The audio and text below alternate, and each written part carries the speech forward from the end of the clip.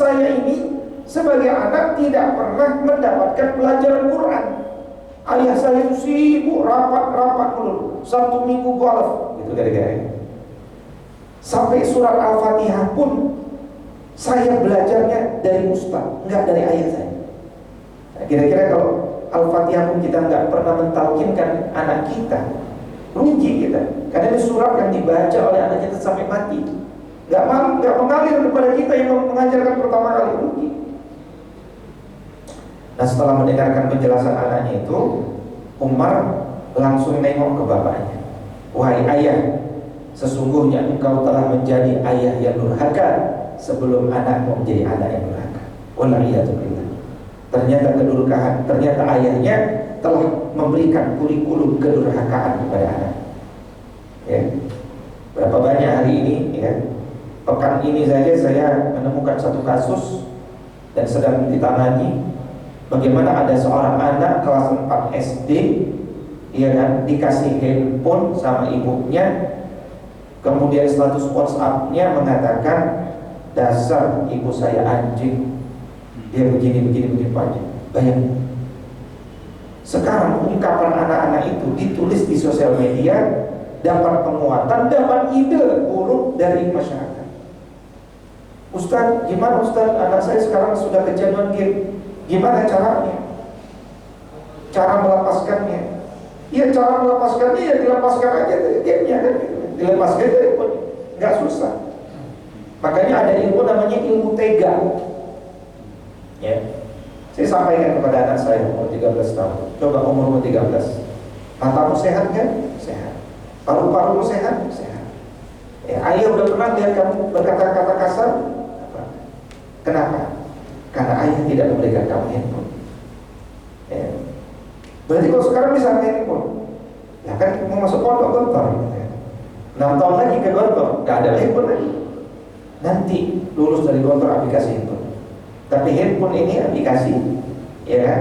Ini investasi Abi. Kita kerjasama. Anda harus jadi kaya dengan handphone ini, bukan tambah miskin. Ya, tahu anak yang tambah miskin dengan handphone adalah anak yang pakai handphone cuma mengamati orang lain. Habis kuotanya yang diamati tambah kaya, kan begitu? Ya. Tapi kalau dia gunakan ini untuk nasru fikr, menyebarkan pemikiran, yang menokohkan dirinya dalam kebaikan, menjadikan dirinya kaya, ini gunanya ini. Kalau nggak bisa itu, nggak usah pakai. Nah, ini butuh dialog.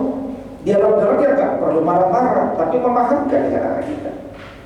Karena anak kita ini belum stabil emosinya. Dia nggak tahu. Ya. Suatu ketika datang ke rumah saya seorang tetangga, Ustaz, gimana Ustaz cara nangani ini? Anak saya di Twitternya ada gambar pornografi. Oh iya, kok bisa ada? Ternyata masuk dari sebuah aplikasi pihak ketiga, game juga masuk ke sana. Makanya diskusi saya dengan Kak Sinyu, ya, yang setiap hari berjibaku menangani anak pegang handphone, kesimpulannya adalah anak laki-laki kalau pegang handphone langsung dia nanti terpapar dengan pornografi. Setelah dia terpapar dengan pornografi, maka jalur berikutnya adalah dia terpapar dengan LGBTQIA+. Selesai. Siapa yang memberikan kurikulum? Ayah. Memang enak kalau kita kasih handphone anak kita nggak diganggu, ya kan? Kita tenang, hidup nyaman. Tapi kita sedang memberikan racun kepada anak kita. Ya. Ketika ada juga yang mengatakan, Ustaz, anak saya kelas 4 kayaknya dia ini bakatnya programmer, Ustaz. Saya kayaknya udah mulai didik dia jadi programmer. Saya bilang, Pak, ini saya punya teman-teman nih pengusaha IT, programmer macam-macam. Coba antum ngomong guys, antum tuh belajar IT kapan sih? Oh, Ustaz, kami semua belajar IT itu otodidak, Ustaz, setelah lulus SMA. Gampang, ini industrial skill. Tapi kalau kelas 4 kita udah didik dengan industrial skill, apa lagi yang mau kita harapkan? Padahal sekolah dasar itu adalah sekolah penanaman adab-adab baik. Dan menanamkan adab baik itu nggak sebentar, lama. Karena dia bukan pelajaran 1 semester.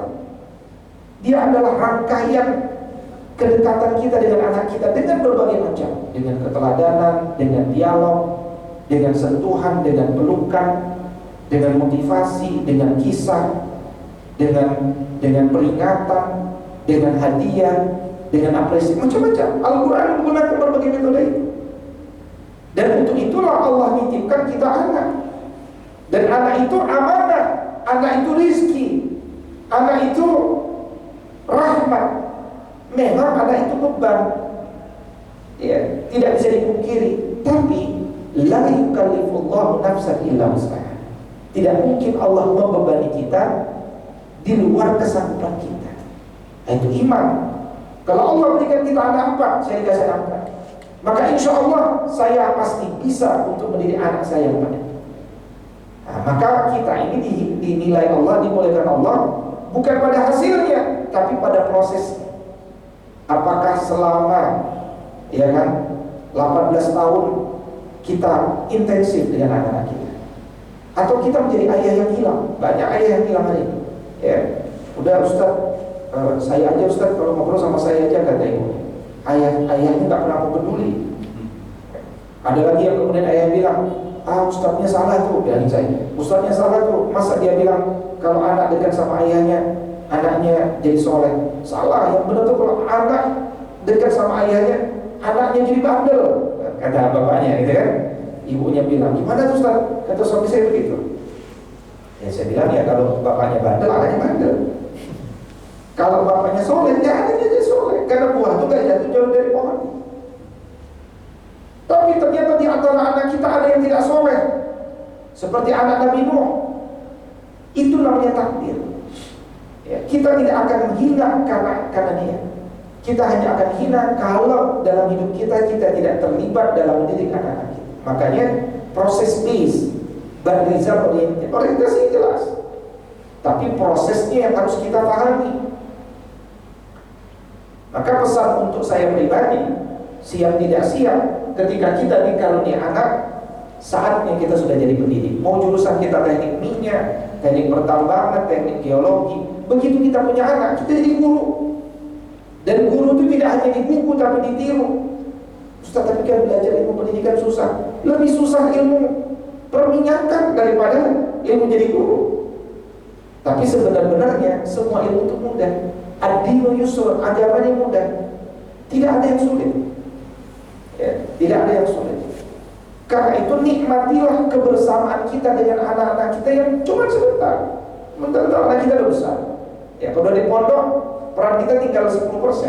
Kalau dia di luar negeri, peran kita tinggal 10% juga. Ya, pada saat itu bekas-bekas baik yang kita tanamkan kepada anak kita itulah yang akan dia kenal. Ya. Ada satu ungkapan dari seorang ustazah bernama Ustazah Wiryaningsi. Saya kutip tulisan beliau ini karena dia punya anak 10 orang penghafal Quran. Ya, suaminya Ustaz Mutamimun Ula sudah wafat. Dulu sering isi pengajian.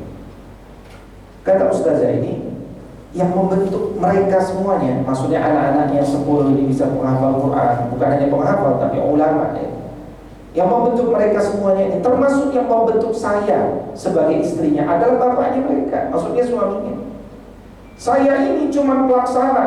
Ini ibarat membuat bangunan, suami saya yang membuat kerangkanya, saya yang mengisinya.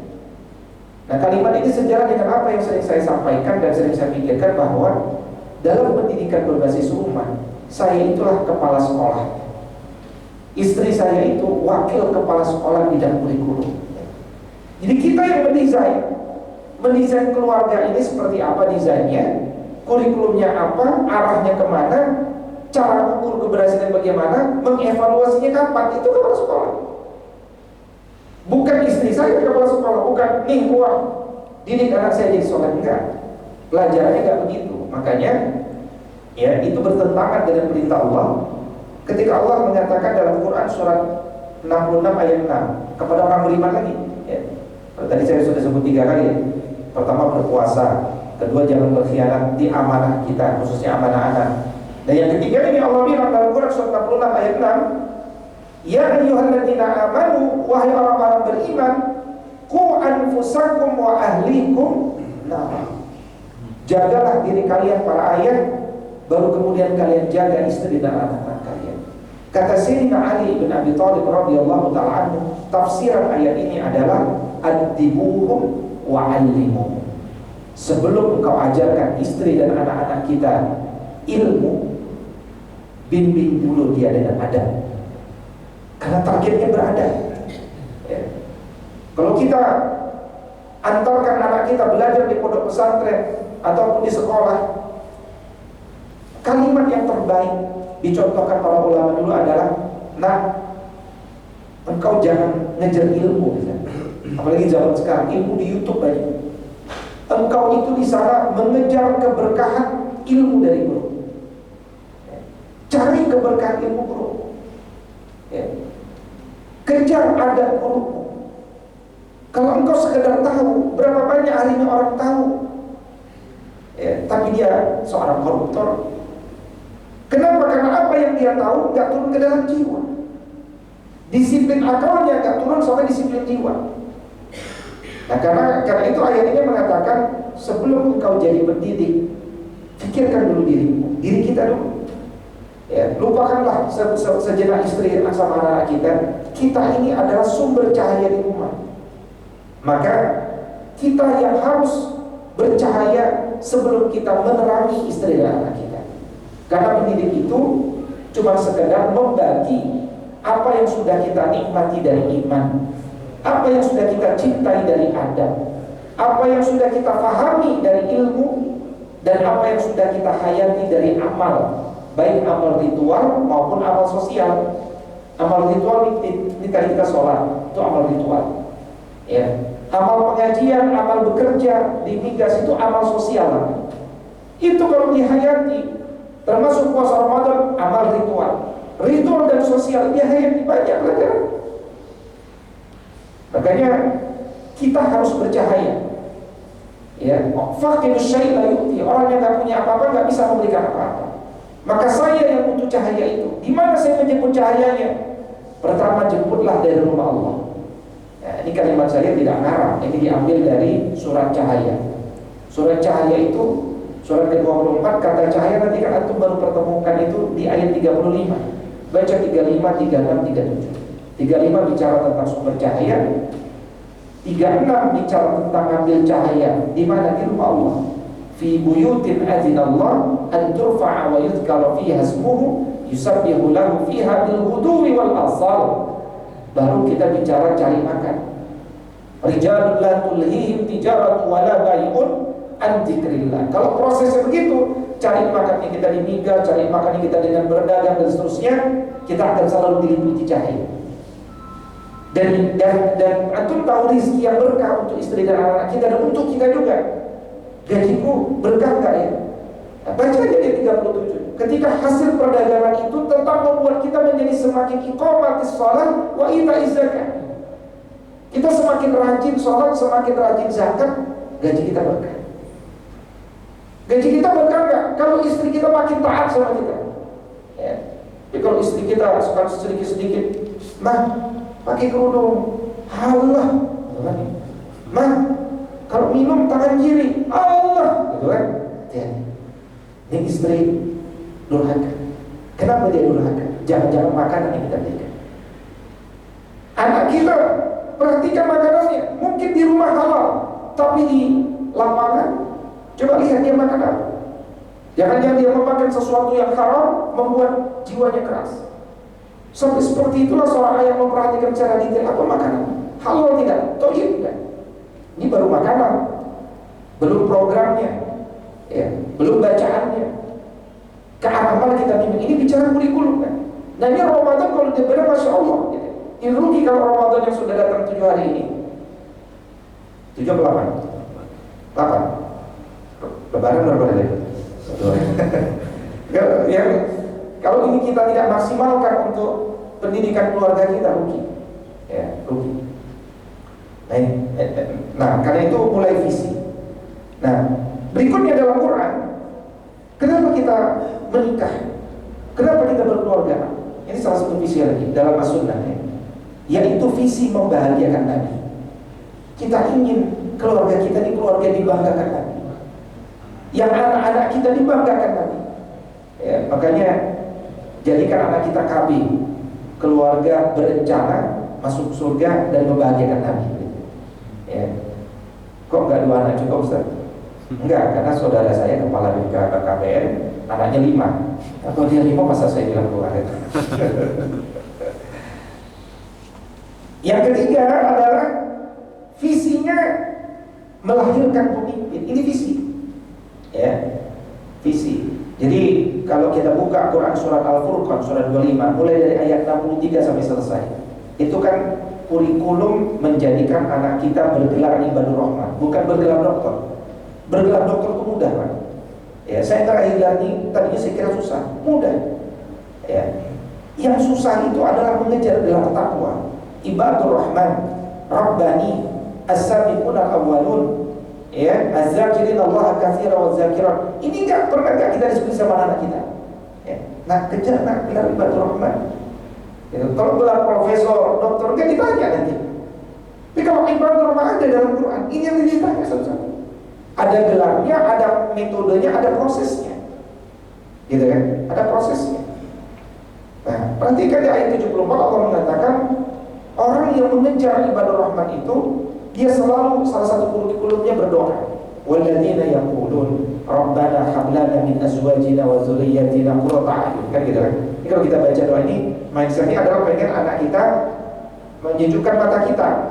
Padahal ayat ini ada penutupnya. Waja'alna lil muttaqina imama. Jadikanlah kami semuanya pemimpin bagi orang-orang bertakwa. Jadi sebelum kita jadi pemimpin di luar keluarga, kita harus berhasil memimpin keluarga kita. Karena di balik kesuksesan saya dan bapak-bapak sebagai seorang pemimpin, ada seorang wanita soleh di rumah. Tapi di balik kegagalan kita sebagai laki-laki, ada wanita lain di luar rumah. Betul? Karena itu kita butuh keluarga sakinah, keluarga yang menyejukkan pandangan, supaya kita tidak mikirin wanita di luar rumah. Karena dia bilang, kalau engkau keluar rumah ketemu wanita cantik, balik lagi ke rumah. Temui istrimu, penuhi hasratmu, balik lagi ketemu wanita